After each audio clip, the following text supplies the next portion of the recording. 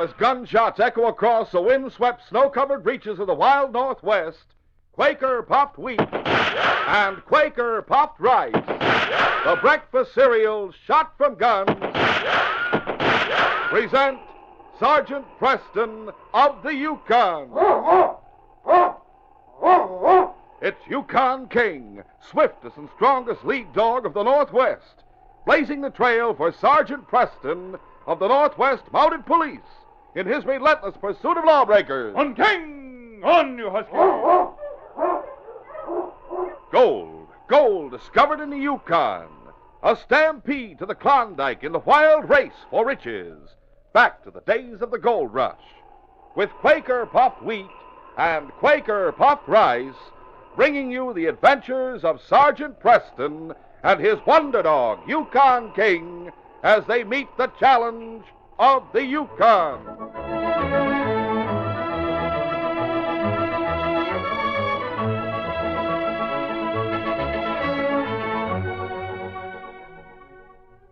There's no one that can make a better cereal than Quaker Puffed Rice. It's nice. And when you hear that shootin', you're darn tootin' that Quaker makes the ones shot from guns. And remember that if you want a super breakfast tomorrow morning. Pour out a heaping bowlful of delicious, crisp, nourishing Quaker Puffed Rice or Quaker Puffed Wheat. Cover it with milk or thick, rich yellow cream. Top it with sliced bananas or chilled fruit. Take a big spoonful. And, there's a super treat that can't be beat. So get ready. Get super delicious, nourishing Quaker Puffed Wheat and Quaker Puffed Rice for breakfast tomorrow.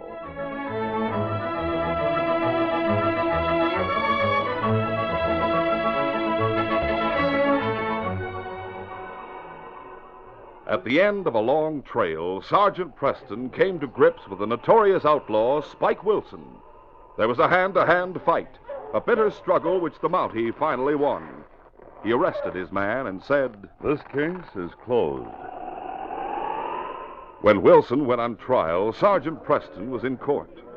Hot hatred flushed the prisoner's face when he saw the man who had beaten him to the ground. I'll get you, Preston. I'll kill you. Order! Order in this court! And I'll get that girl who testified against me. No jail can hold Spike Wilson. Do you hear that? I'll get out and I'll get square. Order in the court!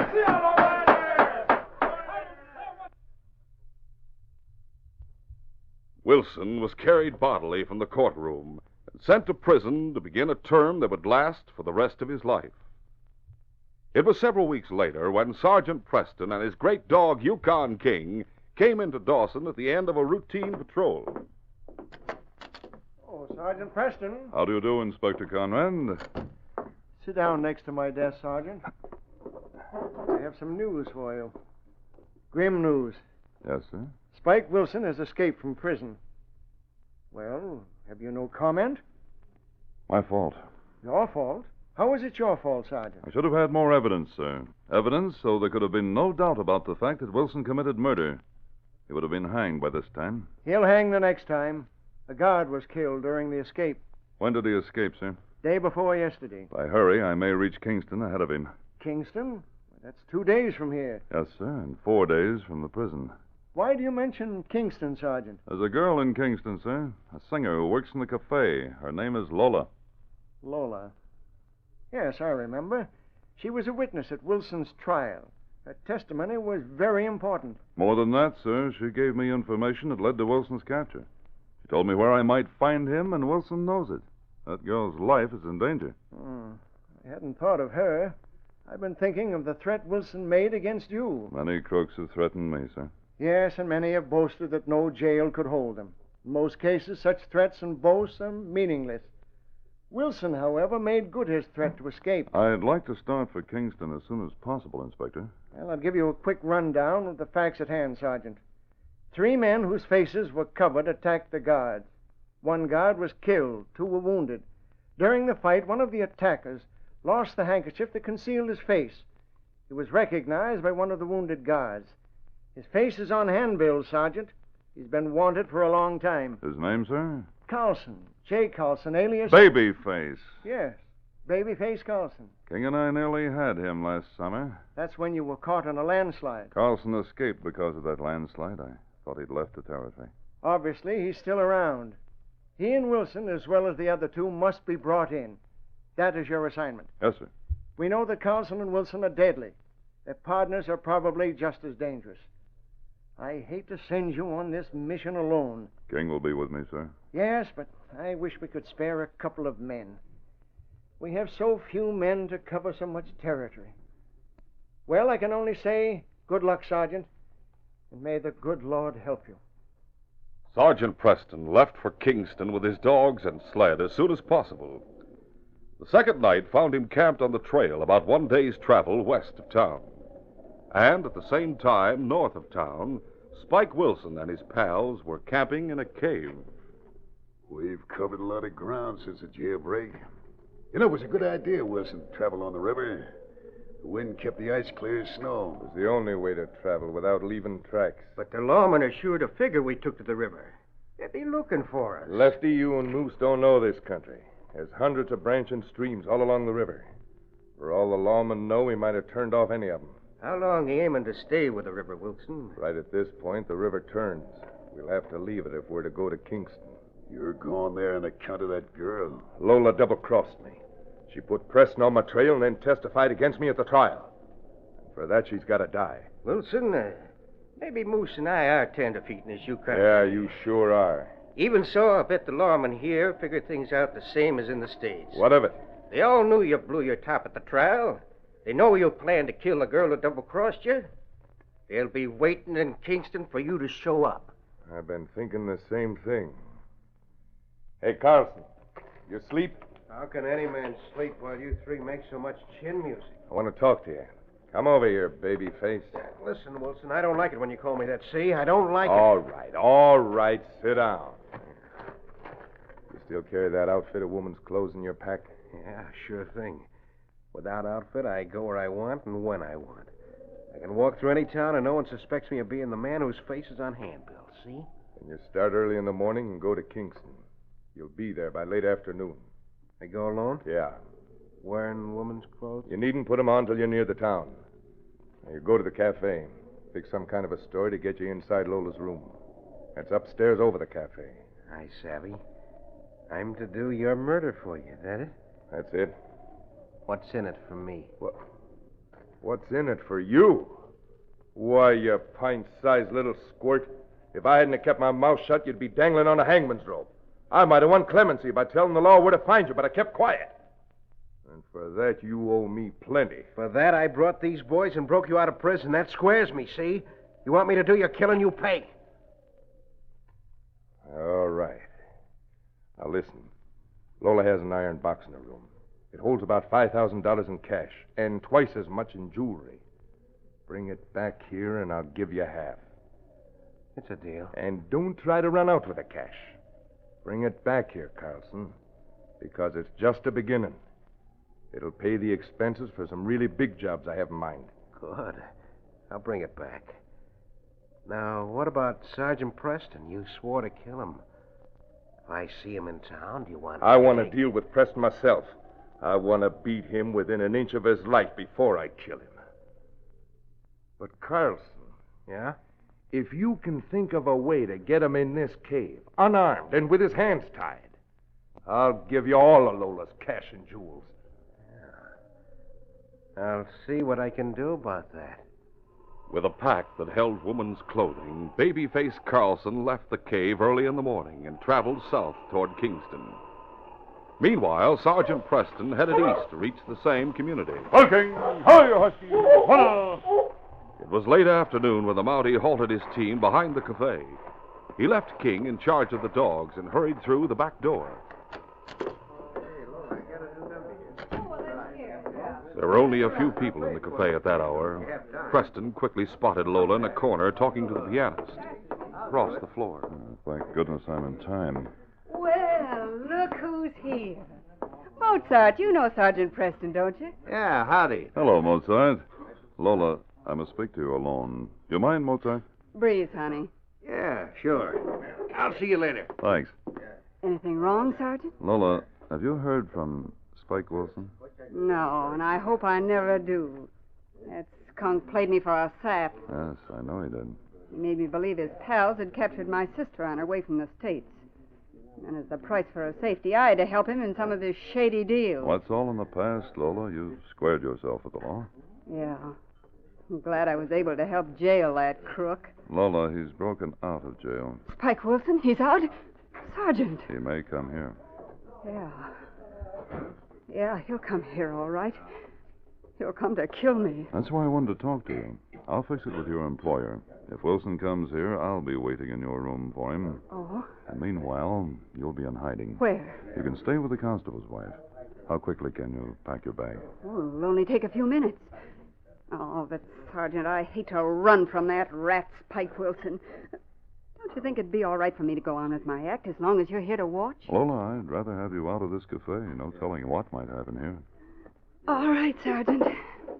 Anything you say is all right with me. I'll explain everything to your boss and then wait for you at the foot of the stairs. The front stairs are back. The back stairs, I think. All right. And we'll slip out the back door so no one will notice you leaving.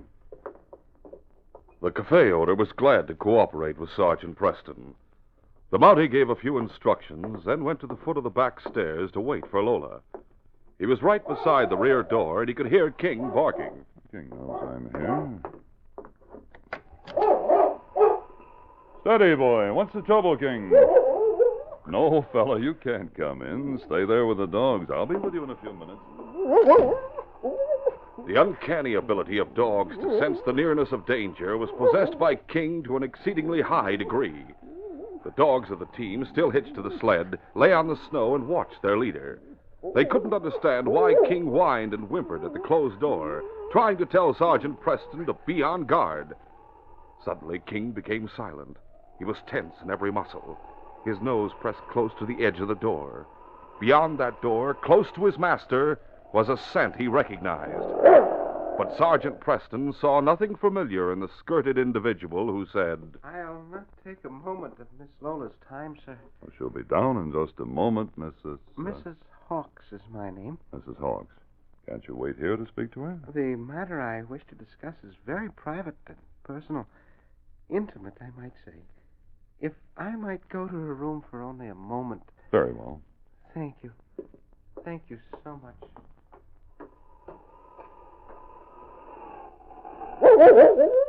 Then King went wild. The trace of a scent that came through the door reminded the dog of the end of a summer trail. It was the scent of an outlaw who had been tracked down, then lost because of a landslide. King knew what Preston had no way of knowing. The figure in woman's clothing who ascended the stairs was Babyface Carlson. We'll continue our adventure in just a moment.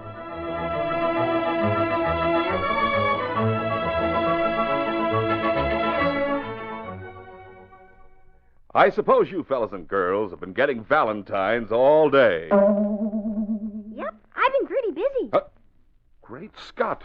Where did you come from? Why, I've been around most of February. Gosh, you haven't got anything on. That is, hardly. I mean, except for that bow and quiver of arrows. And boy, I made some neat hits today. What? Why, you must be the Valentine Cupid. Right you are. And when somebody wants to send a love message, I get out my bow and arrow and... Well, say, Master Cupid, here's a love message to send. Okay, I'm all set. It's a message to every fella and girl listening in that they'll love, really love, swell-tasting Quaker puffed wheat and Quaker puffed rice. Ah, this sounds like a good one. It is. Quaker puffed wheat and Quaker puffed rice are the ones shot from guns, you know, to make 'em crisp and tender. Love it. First bite. Yes, these king-size premium grains are actually exploded up to 8 times normal size to make 'em bigger and better tasting. They really hit the spot, huh? And what's important, too, Master Cupid, both delicious Quaker puffed wheat and Quaker puffed rice furnish added food values of restored natural grain amounts of vitamin B1, niacin, and iron. Gee, you can't miss when you eat the ones shot from guns. So take a tip, fellas and girls. You'll love delicious Quaker puffed wheat And Quaker Puffed Rice. Shot from gun.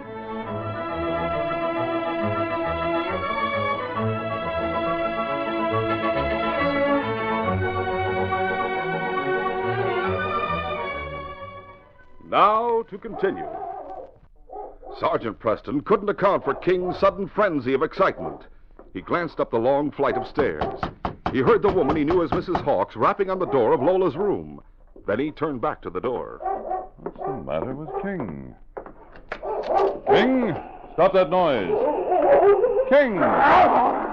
The dog leaped past the Mountie and streaked up the stairs. King, come back here! The dog paid no attention. Preston ran up the stairs, 2 at a time.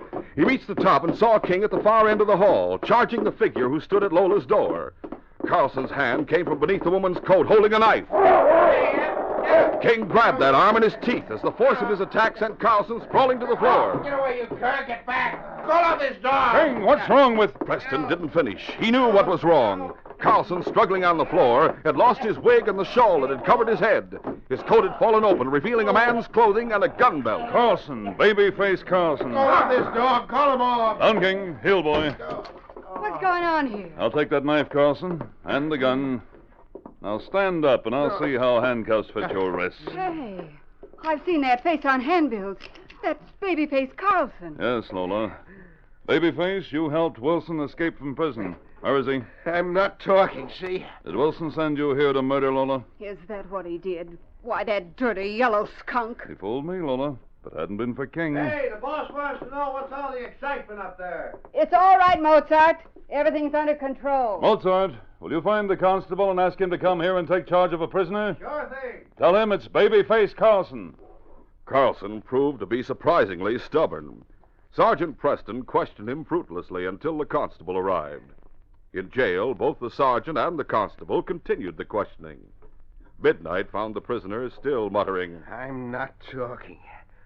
I'm not talking. Miles north of Kingston, in the cave, Spike Wilson found it impossible to sleep. It was midnight when he threw aside his blankets and shook Moose and Lefty away. Listen to me, both of you.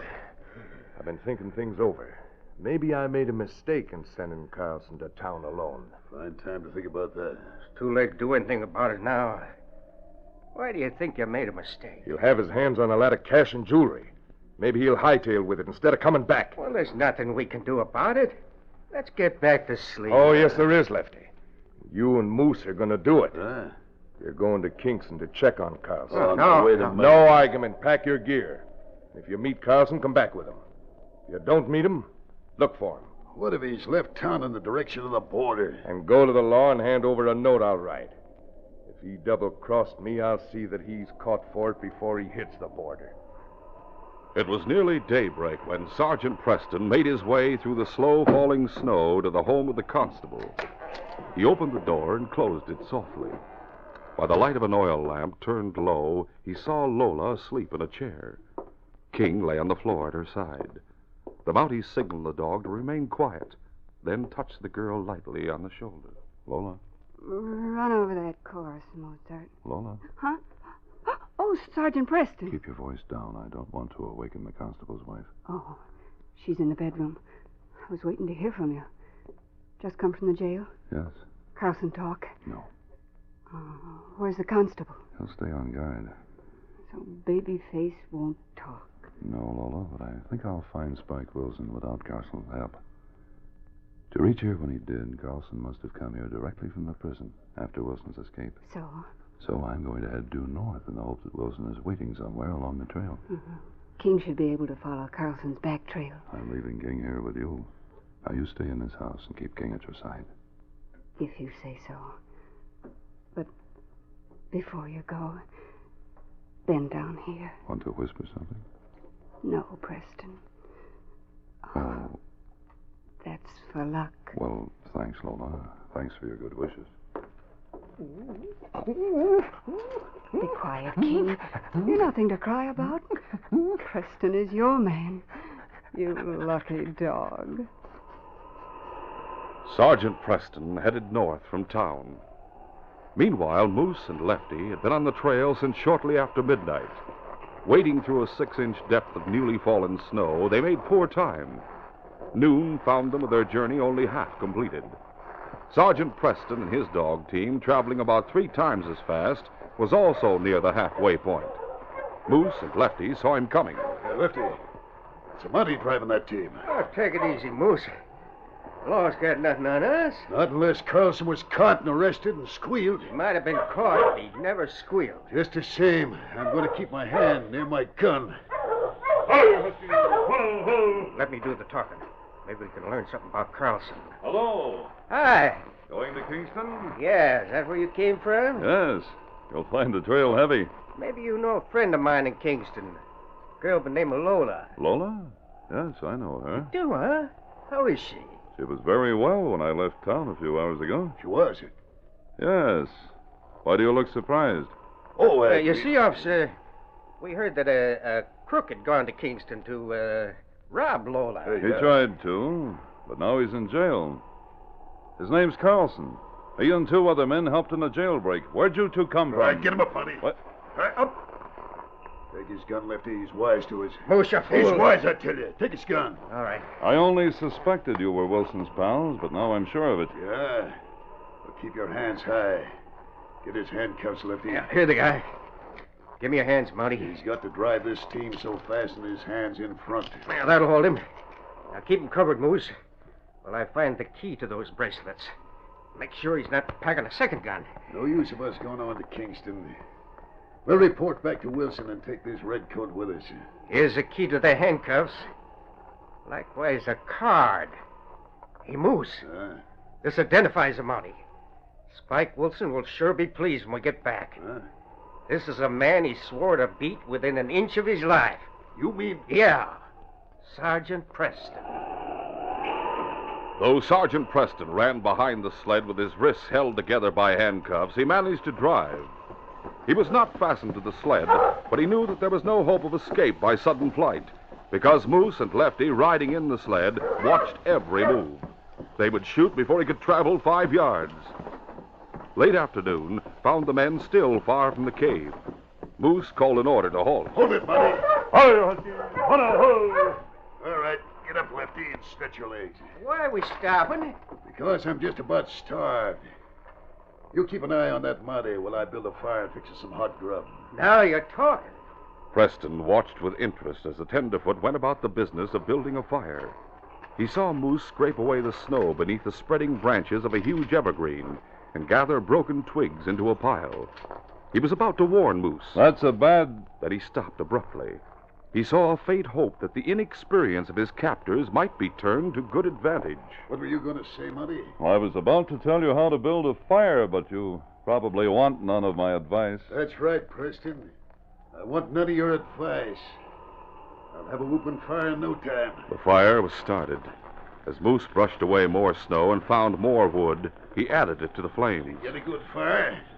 Let it burn down to coals, then we start the cooking. Preston watched the flames leap higher and higher, reaching toward the branches overhead with their heavy weight of new snow. That fire sure feels good, Moose. Yep. That wood's plenty dead. It'll burn down fast. Unobtrusively, the Mountie prepared for his desperate gamble for freedom. He moved so he stood near Lefty, with Moose in a line behind Lefty. He watched the fire and the branches above. He knew what every experienced woodman in snow country knows, that in a moment the melted snow would loosen from the branch and fall on the fire. It happened. Hey, look! For an instant, both outlaws were diverted. Preston leaped. Hey, watch yourself! He charged Lefty. Lefty fell against Moose. Both went down off balance. Preston didn't hesitate. He drove a boot into Lefty's stomach, then raised both hands clenched above his head and brought them down with sledgehammer force on the top of Moose's head. That's a starter. When Preston's hands came up, they held Moose's gun. Now I'll take charge. Not while I... Hold it or I'll break your arm. You too, Moose? Yeah, don't shoot, Preston. Raise your hands and do as you're told. Yeah. What are you going to do with us? First, I'll get out of these handcuffs, and then you're to help me capture Wilson. After that, we'll see. Spike Wilson marked time as the hours dragged slowly. Beyond the mouth of his cave, the snow had stopped falling, and the moon lighted the vast expanse of white. After hours of waiting, he heard a dog team approaching. And then a familiar voice called... That's Preston's voice. Hey, Spike! Come up, see the surprise we brought you. Wilson gripped his gun and advanced cautiously. It's the Mountie you wanted. We used his own handcuffs on him. Boys, I can't believe it. But I'm glad you did it. The outlaw saw his friend seated on the sled, and Preston behind it with his hands close together. Then the Mountie moved fast. Drop the gun. What the... Drop it. No! No! That's just the way he killed my arm. You should know better than to open fire when Preston holds a gun. You double-crossing... You'll find it's your pals who wear the handcuffs, Wilson. For you, I have some rawhide to tie your wrists. You sold me out, you double-crossing skunks! You, Wilson, are wanted for the murder of a guard. For that you'll hang. These men may get nothing worse than life in prison. Now turn around and put your hands behind your back. Lola will be glad to know this case is closed.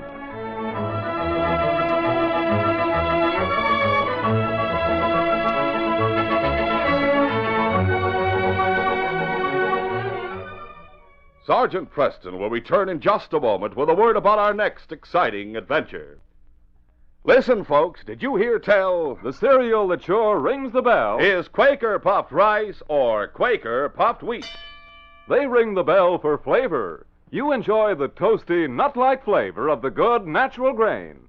The sun-ripened flavor that Old Mother Nature puts into it. This grain is never factory sweetened, because some like their cereal not so sweet, and others ever so sweet. And every member of the family can sweeten Quaker Puffed Wheat and Quaker Puffed Rice to suit their own special taste. They ring the bell for crispness, for they're the ones shot from guns. Actually exploded up to 8 times normal size, so they're puffed to perfection. And with the sealed inner lining in the big red and blue packages, they're kept as crisp as can be. They ring the bell for nourishment, for the extra food values of restored natural grain amounts of vitamin B1, niacin, and iron. So every morning, let the whole family pour out big bowlfuls of delicious Quaker Puffed Rice or Quaker Puffed Wheat for a treat that can't be beat.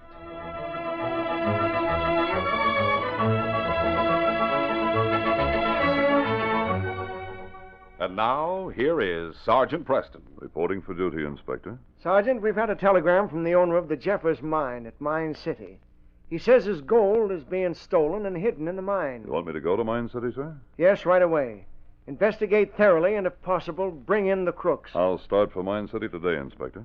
What Sergeant Preston thought would be a routine investigation turned out to be a matter in which his life and that of others are at stake.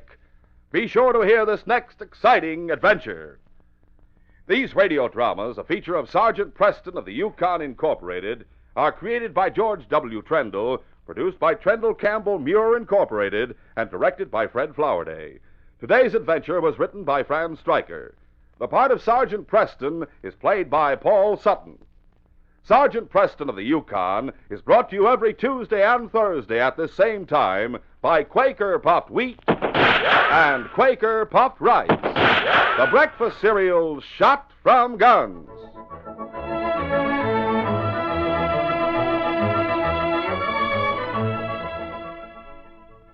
Only Quaker Paco-10 has wheat and rice shot from guns. That's Quaker Paco-10, a regular cereal pantry. 6 different delicious ready-to-serve cereals. 10 crisp, fresh individual servings. At breakfast, you can take your pick of the pack. Have your own separate individual package. Enjoy a different cereal, extra fresh, every morning. Just remember, only Quaker Paco-10 has all your family's cereal favorites. Try Quaker Paco-10. You'll be glad you did.